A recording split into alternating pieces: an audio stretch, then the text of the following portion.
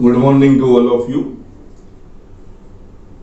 See question number 1, 2, 3 and 4 based on mensuration and angle type. Question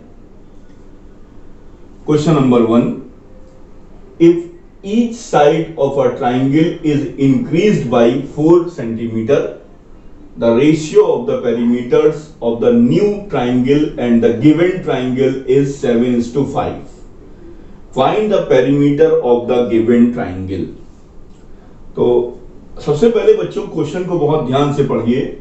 if each side of a triangle, मुझको ये भी नहीं पता है कि वो ट्राइंगल कैसा है. वो ट्राइंगल जो है, वो ट्राइंगल का भी पता नहीं है कि वो किस तरीके का ट्राइंगल है.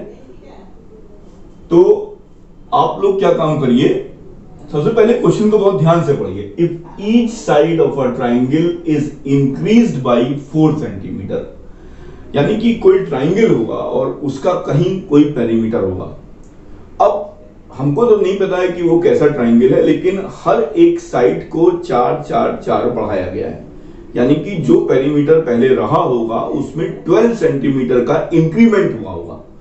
जब 12 सेंटीमीटर का इंक्रीमेंट हुआ है तो जो पहले का जो आपका पेरीमीटर था और जो बाद का पेरीमीटर था, यानी कि the ratio of the perimeter of the new triangle and the given triangle is 7:5. जो नया पेरीमीटर आया और जो पुराना पेरीमीटर है उनका रेशियो 7:5 है. Find the perimeter of the given triangle. Question बहुत बढ़िया है.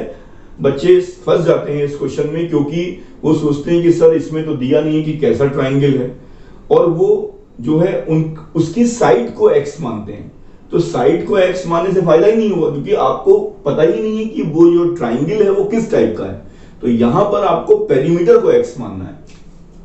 तो answer 1, let the perimeter of original, यानी let the perimeter of given triangle be x centimeter. अब then the new perimeter of triangle increased by 4 centimetre each side.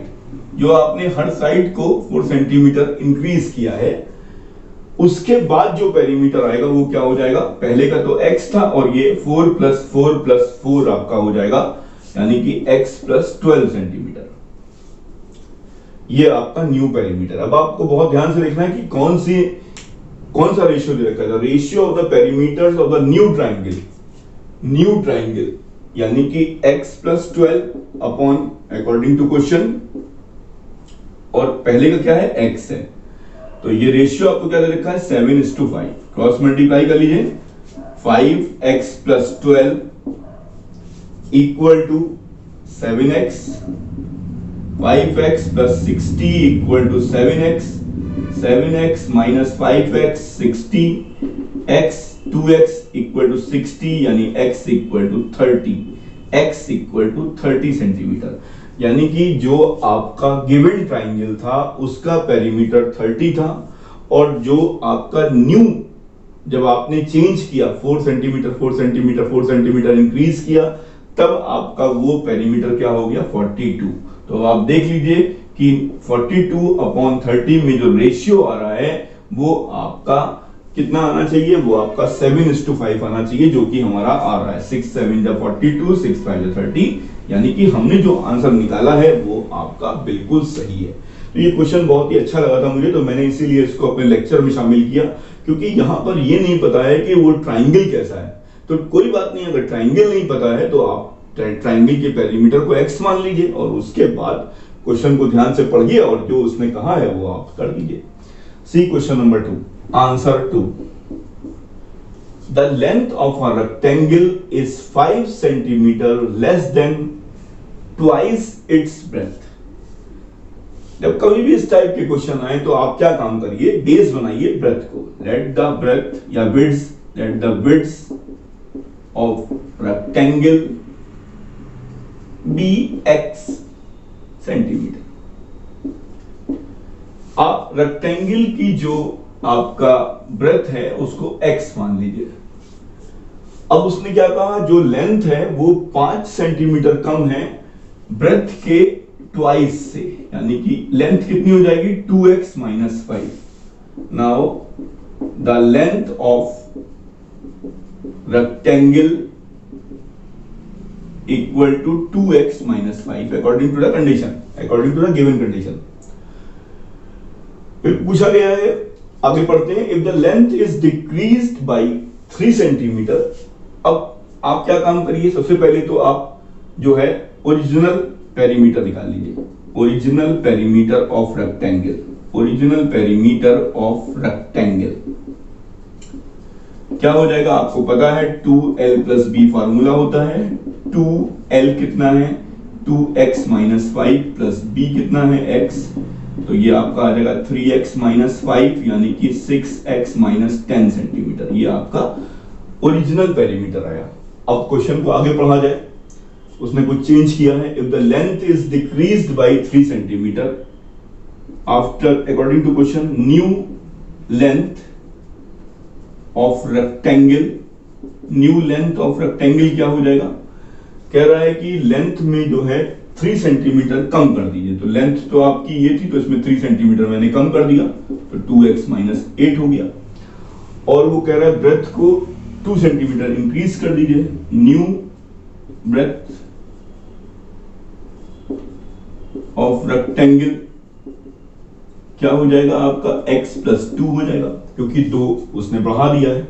तो आपका new perimeter, new perimeter after changing the measurement of length and breadth, new perimeter क्या हो जाएगा आपका, perimeter of rectangle क्या होगा 2l plus B. l क्या है आपका 2x माइनस 8 प्लस b क्या है आपका x प्लस 2। सॉल्व कर लीजिए, 3x माइनस 6 यानी कि 6x माइनस का 12। अब आपको बहुत ध्यान से देखना है, ये आपका क्या आ रहा है ओरिजिनल पेरीमीटर और ये आपका क्या आ रहा है न्यू पेरीमीटर। अब क्वेश्चन को पढ़ते हैं आगे।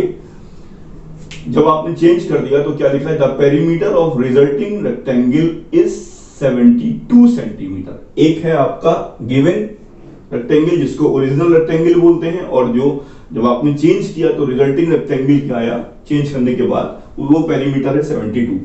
तो यानी कि आपका 6x अकॉर्डिंग टू क्वेश्चन जो आपका रिजल्टिंग पेरीमीटर है, यानी कि this one new perimeter is called a resulting perimeter. तो रिजल्टिंग रेक्टेंगल का जो पेरीमीटर है वो आपका कितना है 72 है। तो ये कितना आ जाएगा 6x इक्वल टू 72 प्लस 12, ये आपका आ जाएगा 6 into x, x equal to 84 upon 6, 6 1 जा 6, 2 6 4 जा 24, x इक्वल टू 14।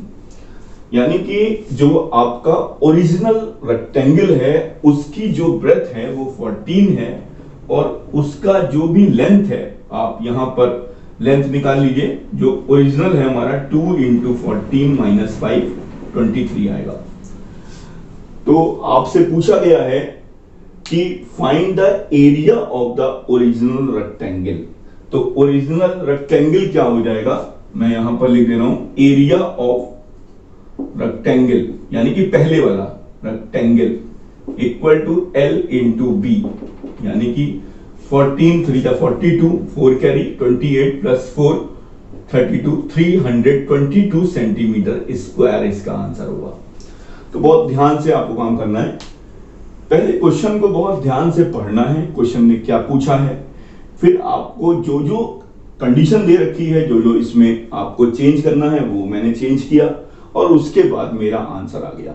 उसने क्या पूछा, एरिया पूछा, तो मैंने एरिया निकाल दिया।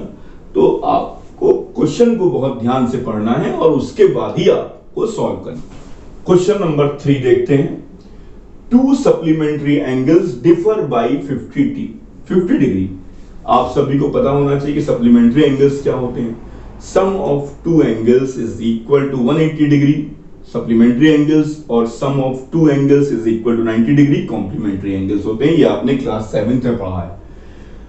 तो ऐसा काम करते हैं, let the first angle be let the first angle be x, then the second angle क्या हो जाएगा? सेकंड एंगल, इनके बीच में डिफरेंस कितने का है? 50 का है, तो अगर एक x है तो एक आपका x प्लस 50 डिग्री हो जाएगा।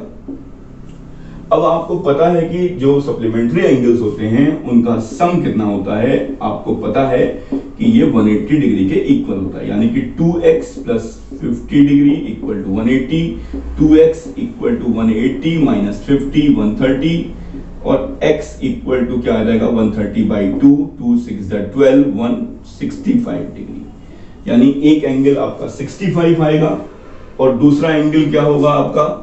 एक एंगल आपका 65 डिग्री होगा और दूसरा एंगल क्या होगा? 65 प्लस 50, यानी कि आपका 150। अब आप चेक कर लीजिए इन दोनों को ऐड करके, एक आपका 65 डिग्री का एंगल होगा और दूसरा आपका 115 डिग्री का एंगल होगा।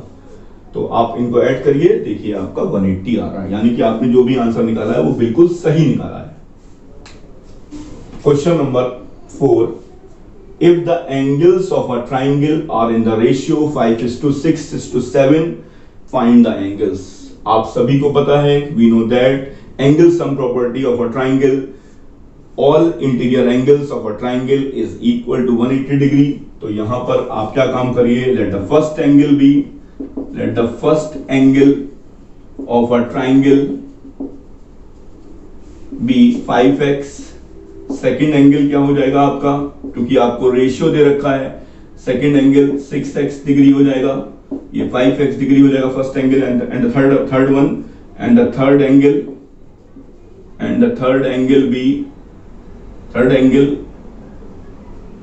Angle equal to 7x degree. And angle sum property, we know that angle sum property of a triangle 6x degree plus 7x whole degree equal to 180 degree, 6 plus 7 13 plus 5 18, x degree equal to 180 degree. तो degree ये आपका x की value क्या आ जाएगी? 10 degree, यानी कि अभी answer नहीं आया आपका। फर्स्ट एंगल क्या हो जाएगा? आपका 5x, यानी कि 5 इंटू 10 यानी कि 50 डिग्री। सेकेंड एंगल क्या हो जाएगा आपका? second angle equal to 6 into 10 60 degree, and the third angle equal to 7 into 10 70 degree। जब आप चेक करिए इन तीनों को ऐड करके, ये आपका 180 आ रहा है कि नहीं आ रहा है? 180 आ रहा है। तो ये आपके चारों क्वेश्चंस थे जो based on mensuration and angle type questions. तो आपको जितने भी क्वेश्चन मैंने आपको कराए हैं, सारे के सारे क्वेश्चंस में आपको बहुत ध्यान से क्वेश्चन को पढ़ना है और उसको सॉल्व करना है। Thank you very much.